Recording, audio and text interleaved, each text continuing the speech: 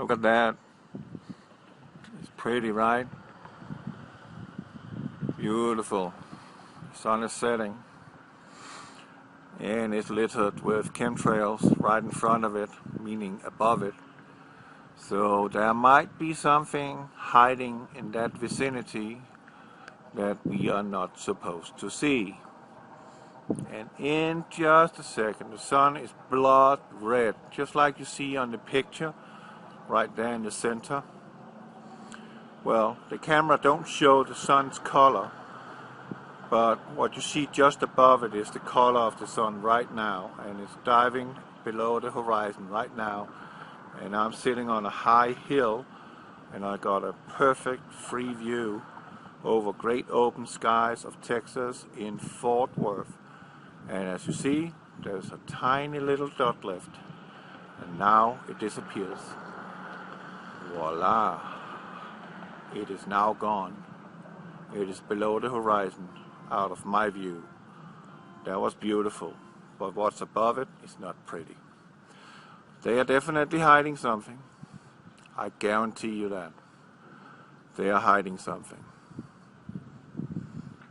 And there's something else I'm going to see if I can figure out.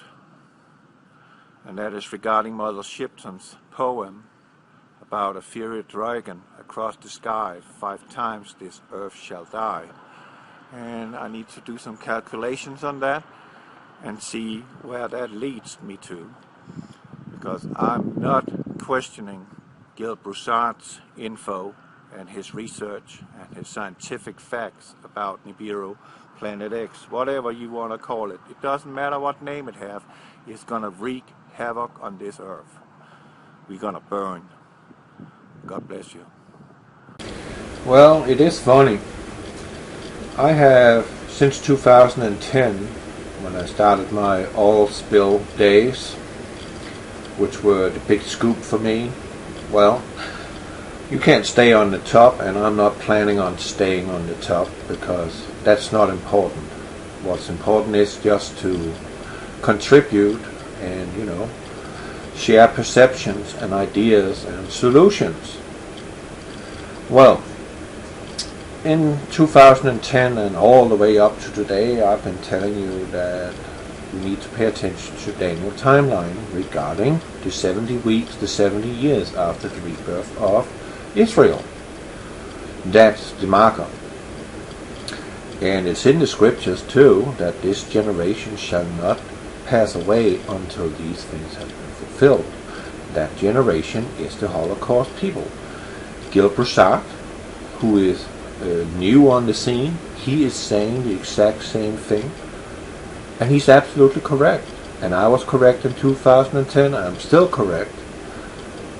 I say tribulation begins somewhere in 2017.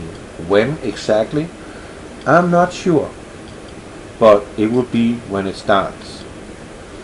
But before that, we are going to have some trouble, according to Gil Broussard, which will start some 24 to 24 hours after March 26, where we will have Revelation 12:1 come into fruition, meaning the woman clothed with the sun, meaning the illuminated body, our planet, PlanetX, Planet7X, Nibiru, Planet, with the moon at her feet, with a crown of 12 stars, meaning Leo and Jupiter. Leo has 11 stars, and Jupiter, the king planet, is also above her head. But as Gil points out, it cannot be the sun, because if the sun is out, you can't see the stars. And he's absolutely correct of that. Have you looked up at the blue sky and seen the stars while the sun is out? I don't think so. Do you only see those at night or when it's dark? And then you see stars. So it seems like we are correct, both of us, and I highly respect what he's doing, and he's backing it up with facts, and that in itself is pretty astounding. I haven't seen or heard anyone out there yet coming with such precise predictions and so much homework done in this regard. We know we got Marshall Masters, and we got the crazy girl Denise Goforth promoting the Anunnaki instead of promoting Jesus Christ, because the Anunnaki is evil, and we know they are evil because they are the fallen angels, the reptilians. They have nothing good in intent. So why are we even discussing them? All we need to do is, living by the guidelines that the scriptures has given us for a righteous life. And by doing so, we will easily sort out what is evil, what is not good for us, and stay away from it, and not being tempted or being lured into something that we will later regret, such as believing a lie, which we also been warned about. See to that you don't believe a lie, for then you shall be damned. Meaning, if you believe in the great delusion that God has sent us, you have a problem. You have a serious problem, because you are going down. And it's not just in your flesh, but it's also your soul, because you deviate from Jesus Christ, our Messiah, or Yeshua, which is his real name, Yeshua. Well, I'm driving out here. I like to take some pictures here and there and illustrate something, and you can clearly see that we got some weird stuff up in the sky that is not pertaining to be clouds. We got some more of it, and we got some more of it. And here, I think I'm driving in Missouri. I think I am. Doesn't matter. But it's just a pretty view of real clouds for a change. No chemtrails in sight. But the funny thing is, I'm driving right here. And at this particular day, I'm actually driving east on I-44 in Missouri. And this is eastern looking. There is no chemtrails. I'm looking to my south. No chemtrails. And no chemtrails behind me in the mirror. And I am looking to my back, meaning that will be west. No chemtrails. But as the two first frames you saw right here, let's get to them, that will be there. That's to the north, littered with chemtrails, and the only spot on the sky where there's chemtrails. So I'm wondering, is that where we might see a bright object looking like a comet? Because this is the only place there is chemtrails on the entire sky, and all day long. And I was driving from Pryor in Oklahoma, and I was driving all the way to, I think I shipped down in Vandalia in Illinois that evening. And on that entire trip on I-44 and 70, the chemtrails were only in the north, nowhere else. And I'm beginning to see quite a few of these lately. Red Cross military vehicles. So maybe something is on the horizon, I don't know. And this is one of the famous let's block out the sunset, which is very typical, as I've said, pretty much 95 to 99% of the time when we see a sunset, our sun is being obscured. Could it that be that when the sun is beginning to set, that we might see something that will look out of the ordinary, such as an object in the sky? I don't know. But it's a good guess, wouldn't you say? But as I said in the last video I uploaded, we see this all the time. We hardly ever get a sunset anywhere in this country. And I've been pretty much everywhere in this country now. And this is what I see all the time. And I'm pretty tired of it, because that's what I see all the time. All the time. I mean, this is nuts, wouldn't you say?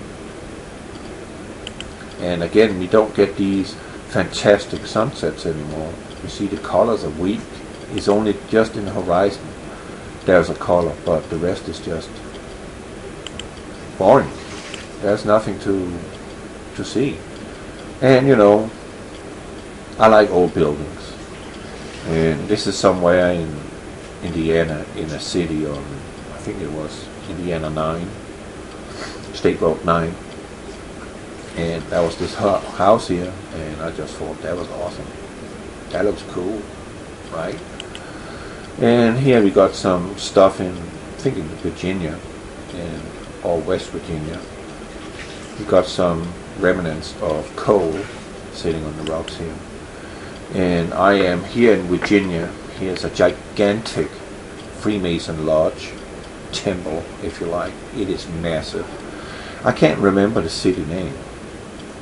That's actually too bad, but either the less, it's on I-86, and it is in a very old and cozy city actually. I like houses like this. This is something that reminds me of Denmark, where I come from. This is very typical from the old city in Denmark, to see long houses like that. And again, I just think it's nice. It looks nice. It's very pretty, charming, very charming. I like old stuff. I just like old stuff. But I also sometimes like old stuff mixed with new stuff, such as when you come on I-95 and going north towards Wisconsin, and you pass through Chicago. You can see the old Chicago downtown in the front, and all the new upscale downtown in the background, and that contrast is actually quite spectacular, and that's the only part I like about Chicago. The rest I could not care less for. It's just the vision of it, and let me get out there, because it's not a good place. Well, it's the birthplace of communism in the United States of America, and guess who's educated there and grew up there? Our sitting president. And guess what? He's a communist. Surprised? I'm not. Yeah, he is. He's a communist. And this is on I-86, and this is what I'm pointing out in my video, and I pointed out many times. Oh, my nose is all clogged up. I don't know why. Well, as you see, I have often spoken about 3D liquid skies. I've often spoken about the curtain. It looks like there's a curtain in the horizon, a backdrop. And as I point out in the video that comes later after this presentation, where you can see it in live motion, not just in stills. But I want to point out something.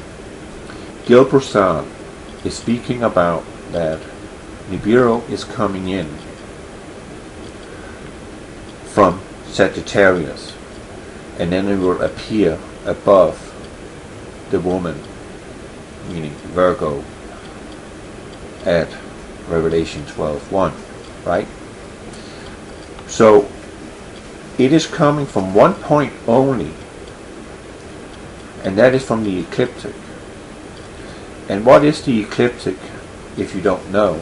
Well, the ecliptic is the horizontal plane of the path of all our planets, as if you were looking from the side in towards the sun and being in the dead center of a planet looking towards the sun, meaning equator line. That is our ecliptic. So in reality, even though this is on, I don't know, 36 latitude, something like that, it's not entirely on the ecliptic. There's still 36 degrees down to equator, but it doesn't matter. This serves the purpose. This is for you when you're looking out. That is your horizontal view. And because the saturation with the chemtrails, which is being laid out between 5 to 7 days in our atmosphere, it creates a very thick layer, meaning the whole atmosphere is completely saturated with these particulates. And if you're looking through the sky and looking upwards, you're looking through a lesser layer or shorter distance of chemtrails. Therefore you can still see the color blue. But the further down you go towards the ecliptic, it's becoming more and more dense, and you see the horizon is obscured. Oh, that was not. Go back again. And then you get this effect, that you get this dark line, which I call the carpet or the backdrop. And that means this direction you're looking in a direct line out towards the horizon. You have a much thicker layer to look through, and that makes it impossible for you to see the actual horizon. Your end of your sky is much closer. Meaning, the sun is over here. You can already see that on the picture. You can see the hue from it here. But you're looking in that direction. Let's just say that planet 7X is sitting right there on the horizon. You wouldn't be able to see it, because you have to look through this layer that they have saturated the atmosphere with. So whatever would be there, no matter how bright it would be, you would not see it. End of story. It will have to be as bright as the sun in order for you to see it, because we can yet see the sun at a sunset, but still that one is murky too. So I hope you get my drift. And then I've been talking about mountains once. You know, the geologists, or everybody who is Mikiukaiists or Mikiukukuists, fanatics, they are believing a lie, because the mountains we have on planet Earth have been created in an instant by great upheaval. Terrible upheaval happened, and shock waves through the Earth's mantle and through the past the core, emanating on the other side of the planet, such as an impact creating the Gulf of Mexico, which is a meteor crater. There is no dispute about that. You can look at all the features of it and you will see it. It is a crater. That created Himalaya on the exact opposite side of the planet. And if you look at Himalaya, you see it have a curvature, and that is because the Earth's core is shielding the shock wave. So the shock wave is not going in a round circle, it is being cut off, if you get my point, because there's something that is breaking off the shock wave and repelling it back, such as creating other mountain regions, such as the Alps, the Ural Mountains, or mountain regions for that matter. But here in Virginia, as I have said before, you can see evidence of that. Here we are speaking about gigantic forces taking place. We are having a 45-degree layers, and the scientists are claiming that over millions of years, mountains by tectonic movement has been created, that one layer is being pushed up upon another layer. But I want to dispute that, because I do know a little about geology and biology, and that is, we have something called erosion, which is wind, which is water, just tear and wear on the material. They're not made of diamonds, they're just rock. So they don't even come close to being the hardness of a diamond. So if our mountains were created over millions and millions of years, these mountains would have been shaved off, totally rounded. They would not stand as peaks at all. And you clearly see here too that something took place here. You see that? That's on the same wall. You can actually see it better here on the distance picture.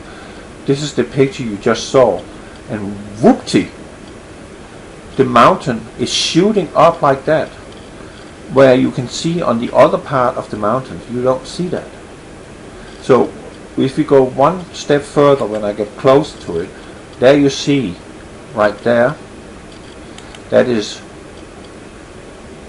this spot right there. You see right there, that's the picture I have here. And the next frame again is where it's curved, and you can clearly see the difference. It's coming down, you see that? Something happened. It just shut up, and it going 45 degrees. You can see the layers has been pushed up, and if this hard rock has been pushed up like that over millions of years, these sedimentations, which is from the flood, end of story, this is every time the water slushed in over the land, it laid a layer of sediments which got compressed.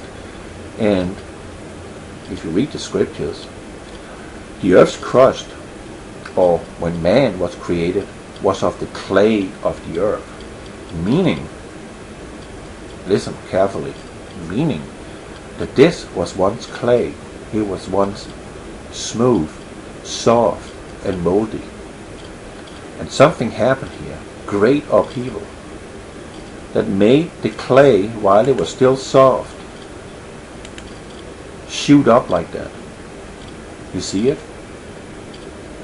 And that is coming from what I believe is a shock wave. Let's just say here is New Madrid line, right? Going down through here. And the asteroid is coming in and smacking. Instantaneously, the shock wave on the other side of the Earth, a few seconds later, is created in the Himalaya, and instantaneously the shock wave is creating immediately the Rocky Mountains and the Appalachians, plus it is cracking the United States of America into two pieces. And at that point in time, water was running from the Great Lakes down to the Gulf of Mexico. Not anymore, but it will in the future. So it totally destroyed the crust, broke it up. You get my point? And the shock waves, just like a stone hitting the water, because at that time it was moldy. It was not hardened yet and become what we would call rock today. In reality, it's clay you're looking at, but it's just hard clay. I hope you get my point.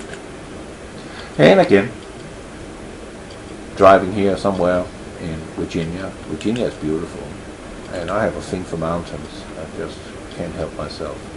And again, you see this backdrop out in the horizon. You can't see through it, but you can see the blue sky. So if the distance, like you're looking that way, was the same here, you would have this up here too. It would be all over the place. It would look like the day was overcast. And you see it again here. And I don't know why I took that picture. It's just mountains. And it's more mountains. It's pretty. It is. And you can see some of these mountains got peaks on. And these mountains are supposed to be millions of years old. These peaks would not be present millions of years after. They would be eroded away, totally flattened out by wind and rain and dust scraping on the surface. That's just how it is. You see how peaky they are? They're not shaved off. If you look at Himalaya, you can see how violently peaky they are. If you look at the Alps, you can see that they are also violently like razor-sharp teeth, like shark's teeth, especially in the French Alps. They are very majestic, the mountains in the French Alps. They are brutal, very brutal, just like Rocky Mountains is. So it's just a little geology education for you to make you understand that mountains were not created over millions and millions of years of tectonic shifts. It was created by great upheaval, and it was created either in seconds or in minutes, and it was done. And whatever was there got totally annihilated. the ground shifted immediately. Because this is not on a tectonic plate, correct? It's far from the tectonic plate boundary, way out. It's towards the east coast. And as far as I know, there's no fault line there. The fault line is all the way over by Mississippi, going through Illinois and Missouri. So how can it be? Cannot be. They were created instantaneously, in an instant. It's just pretty. I like seeing this stuff. Took a lot of pictures. Sorry about that. Well, it's just how it is. I like those mountains. And I like some mountains more. And a little more. And I think I got a few more over here. Let's see. Yeah. That's a freaking mountain. But I don't want to fearmonger you, but well, I'm doing it anyway, because I have a little hard time getting my head around this, because I know he's telling the truth, and I know his science and everything he has found out through true science and through the right models, which is the same models as those men in white coats that you are believing in, such as Mikio Kaku. But Gil Broussard is not Mikio Kaku, so who wants to listen to him, right? Because you are Mikio Kakuist or Kukuist, so you believe all the scientists, and they're lying to you, like CO2 is the culprit of global warming. Oh man, that is funny, because CO2 is, as I said a million times now, I'm tired of repeating myself, our plants, our trees are assimilating CO2 from the atmosphere, and through the sun's ultraviolet rays in their leaves, something called green cones, there's a little process going on called photosynthesis. And that photosynthesis is converting CO2 into oxygen for you and I to breathe, and for mammals too. So it's beneficial that we have CO2 in our atmosphere, and if we should really go call someone a culprit of global warming, then we should kill the oceans completely, because there is a lot of CO2 emanating from the oceans. A lot, people. Much more than man is putting out. Much more, but they ain't telling you that. Because they want to bill you for something you have no influence on. Period. Carbon tax is called. They want to make money while the world is going to shit. And so they can have their nice luxury condos on the ground, while we up here is burning and running for our lives when the meteor shower arrives. Oh, that is so pretty. Look at that sunset. It is just, oh man, look at that. It's something you always wanted to look at, right? Isn't it just beautiful? Right? Oh, that's an oil refinery in Kentucky, will you believe it? And this is also Kentucky, and it's so gorgeous sunset. I mean, there's no chemtrails here. Nope, they're not trying to hide you something, right? Nothing is being hidden. Everything is in plain sight. And then I was driving on my way to Texas here, and what road was that? I think it was on yeah, it was on 40. Yeah, I-40 west. And I saw this cloud formation, and I actually thought that was looking funny, because something is strange here. I think you already figured it out. It makes a perfect circle. Right there. Perfect circle. And on the inside too, a perfect circle. It's like it's surrounding something. Or what is it? It's just a perfect circle on both, and they got the exact same curvature. They're not deviating. It's not thinning out anywhere. It's the same. See, it's uniform. That was weird. I don't know why, but I just thought I would take a picture of it and point it out. That was kind of peculiar. So the last few days I've been kind of thinking, about the things I know, and things I've been knowing for a long time, but I didn't know it would be so soon. And that is, I'm only 40 years old, 48 to be exact, running on my 49th. And, those who desperately trying to save their lives shall lose it, and those who don't try to save their lives shall save it. That's in the scriptures.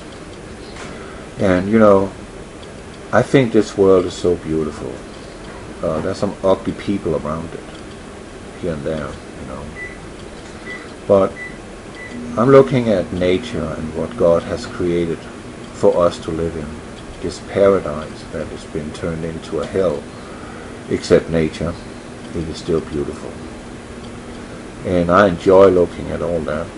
And, I'm a little saddened by the thought that here in the end of March, beginning of April, according to Bill Broussard, in Revelation 12:1, and according to Daniel timeline, this is the end. As the world we know it. I mean, it's literally the end. And there's some of you who wants to believe that the New World Order will just, kind of just emerge slowly and gradually. No, it won't. You see, we 7 billion people on this planet. These increments that they are stepping up to a New World Order, meaning making all the unions, European Union, the African Union, North American Union, the Asian Union called the Triathon, whatever. All these unions and trade treaties like TTP and Transatlantic Trade Treaty, Pacific Trade Treaty, all these mergers and unities that they are making, that is laws and treaties that they are making for later use, because they are already set in effect. But I can assure you, they cannot, that little pesky band of 7,000 people and a handful of soldiers, come against us, 7 billion people, and just take us over and create a new world order out of that. That ain't how it's gonna work. Period. We will prevail against them. We are that many. So I believe that they will come out of the ashes of a gigantic calamity, such as a meteor shower, and then there will be this run for resources, and then we will have a war because of that, those who are left. You get my point? And out of the ashes they will rise like the bird phoenix. It burns up and it recreates itself and fly again. That's how I see it will be done. We will be annihilated, or feel like we've been annihilated. We will have a war that will call for peace. And that's when he arrives, the Antichrist. That's how I see it. As I see it right now, they would not stand a chance against us. We are too many. We need to be depleted in numbers first. Significantly. I mean, 95% of us need to disappear. Then they will have the oversight and the power to subdue and force the rest to become their subjects. Not as it is now. No, they won't stand a chance. It won't be that easy. And this was Fort Worth yesterday, sunset, and again you see this prevailing backdrop, meaning if there is something back here behind the sun in the vicinity or here, in whatever part of the horizon, you won't see it. It's hidden. And that's what chemtrails is for. It's also to control the weather, because the weather is gonna go haywire if they're not keeping some kind of leash on it, because we have inbound, which is provoking our magnetosphere, which is provoking electromagnetically our atmosphere in general, and will create weather that would be unbearable for us to live in. And then they can't sell the carbon tax, and they can't sell this, and they can't sell that, and they will gradually lose their power over the entire situation. So as long as they can, they will keep a status quo. Sun is setting, as you see. So this was this morning when I woke up, and you see the exact same, right? Let's go back. This was yesterday at sunset, and this was today at sunrise. Do you see the exact same thing? I do. There is no difference. It's the same. Exactly the same. You get my drift now? They can, and they are, at this moment, able to hide incoming Planet 7X, Nibiru, to the very last moment where it will be completely futile for you to run anywhere. Because when you see it on March 26th, you have approximately 48 hours to find an underground bunker. And guess what? The door is locked. You're not welcome. So you might want to find an oil barrel, cut a hole in it and put it over you, and hopefully you won't be burned to crisp or hit by an asteroid. And now the sun came up, and you're seeing the exact same. Sunset, sunrise is the same. There's no difference. Oh, I ran through Christenson today. I love old buildings. Look at that. I like Texas. I feel home when I'm in Texas. Every time I cross the state border to Texas, I just feel this, man, I'm home. I feel home. This is my home. Yeah, this is the last America left, apparently. Okay, that's all I had to say. And the links below, if you haven't seen or heard the John B. Wells show from Caroline to Midnight, having Gil Broussard laying everything out in detail and proving it. And if you don't believe him, he's encouraging you to go backtrack what he is saying. And I can assure you, you're going to be very convinced that something is on the horizon soon. And I mean soon. 6 months. 6 months. We have to prepare. Pretty much. That ain't long.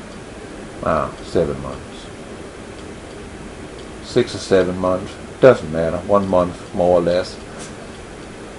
As I said, as I fearmongered many times, we shall burn, and we shall truly burn. He would never flood the earth again. But he said next time it will be with fire. And fire is coming to planet Earth, and a lot of it. And it doesn't stop this time. There will be more. God bless you. Well, YouTube and everybody on the planet, I know why now that it is impossible for us to see it. As I've been talking about many times over and over again. If you look out in the horizon and look up, see, now the sky is blue. That's because there is the shortest distance to space from here. But the further down you go through the atmosphere, the longer distance you have to look in order to look towards space. You get my drift. It's a longer distance because you flatten it out. So you see there is this line all the way around on the ecliptic on our horizon, right? And right there is the sun coming up, also totally hazed in. But according to Gil Broussard and his findings, Nibiru PlanetX is coming from the ecliptic in Sagittarius, coming out of Sagittarius on the ecliptic. This is the ecliptic to you. All that. And you see this curtain there is out here, all the way through, right? You see that curtain, correct? That's why you can't see it. And that's how they manage to keep it hidden from us to the very last moment where it will suddenly come upon us. And then it will be too late for everybody. And they will already be down on the ground. And you will be topside and we will be burned. And this time, people, we shall be burned. And this time, people, you should be stricken by madness because you cannot cope in any form or fashion mentally with what is coming upon you. You're simply not mentally or spiritually prepared for this. That's why I say turn to Jesus. Turn to Jesus. He can comfort you. You might not live in the flesh because of the severity of this encounter we will have this time. But at least you have yourself ensured a place in heaven.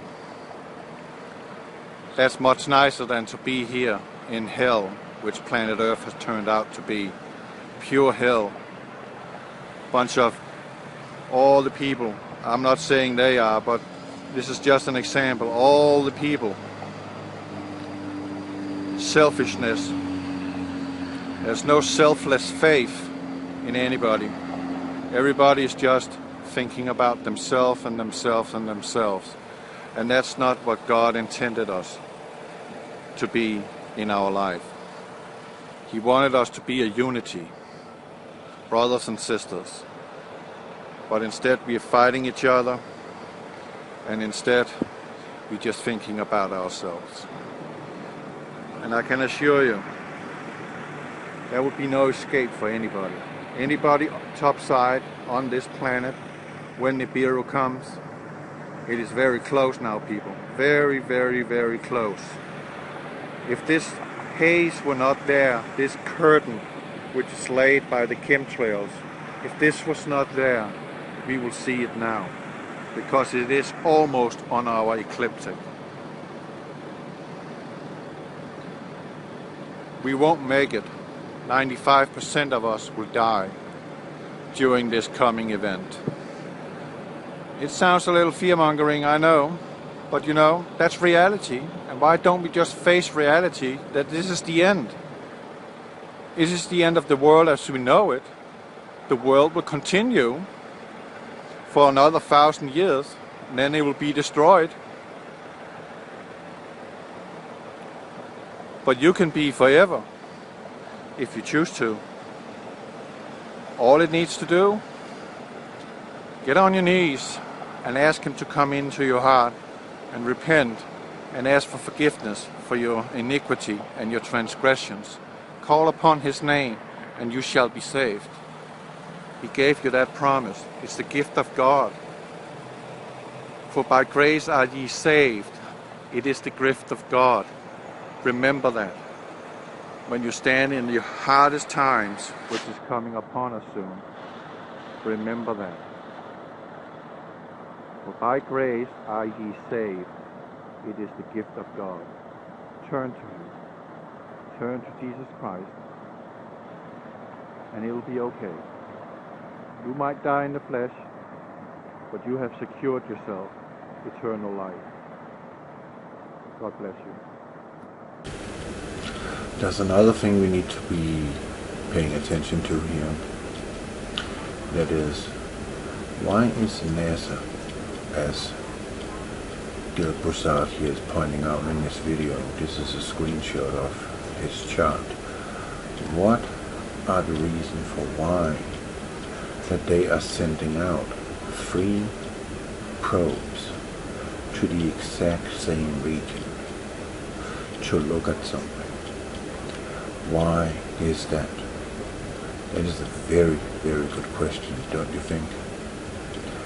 They already have proved that there is something out here which is disturbing Neptune. That there is something out here of great gravity which is causing problems in our solar system, our solar system. And they decide to send Voyager 1, Voyager 2, and Pioneer 11 out to have a look at it. And they're looking at the exact same. I think they already knew there it is, because they knew that from history, because they sit on a lot of knowledge that you and I don't sit on. But they wanted to see it for themselves and make absolutely sure, also so they themselves can make themselves a timeline of its arrival to our planet. And that gives them a frame of which they need to get their preparations in order. Not our preparations. They don't care about us. They want us dead, so they ain't gonna tell us anything. It's gonna be too late when we see it. There will be nowhere we can run. And there will be no help to us. Remember, they want us dead. That's just how it is to be a Luciferian. There's no room for others than themselves, or those who pledge allegiance to them. They are welcome. The rest, we just cannon fodder. We useless eaters. So, ask yourself, why are they sending 3 satellites out to the exact same region when they have such a vast universe to look at and explore and find new things in? That's a very good question. God bless you.